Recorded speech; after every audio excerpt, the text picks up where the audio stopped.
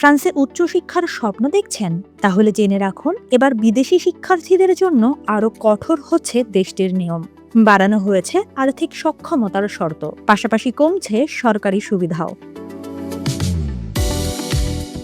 আগামী ১ আগস্ট থেকে ফ্রান্সে পড়তে যাওয়া বা রেসিডেন্স পারমিট পেতে এবং সুইজারল্যান্ডের বাইরে শিক্ষার্থীদের প্রতি মাসে ৮৭৭.৫০ ইউরো আর্থিক সক্ষমতার প্রমাণ দেখাতে হবে। বর্তমানে এই শর্ত ৬১৫ ইউরো, অর্থাৎ এক ধাক্কায় প্রয়োজনীয় অর্থের পরিমাণ উল্লেখযোগ্যভাবে বাড়ছে।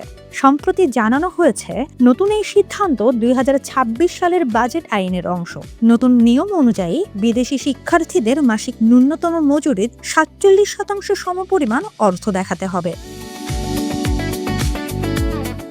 শুধু আর্থিক সক্ষমতার শর্তই নয়, ইউরোপীয় ইউনিয়নের বাইরের অধিকাংশ শিক্ষার্থীর জন্য টিউশন ফিও বাড়ানোর সিদ্ধান্ত নিয়েছে ফ্রান্স। এছাড়া ২০২৬ সালের ১ জুলাই থেকে সরকারি বৃত্তি না পাওয়া অ-ইউরোপীয় শিক্ষার্থীরা আর আবাসন সহায়তা বা এপিএল সুবিধা পাবেন না। ফরাসি সরকারের দাবি, এসব পদক্ষেপের মাধ্যমে বিশ্ববিদ্যালয়গুলোর আর্থিক সংকট কমবে, উচ্চশিক্ষার মান আরও শক্তিশালী হবে এবং পর্যাপ্ত আর্থিক সক্ষমতা সম্পন্ন আন্তর্জাতিক শিক্ষার্থীদের আকৃষ্ট করা যাবে।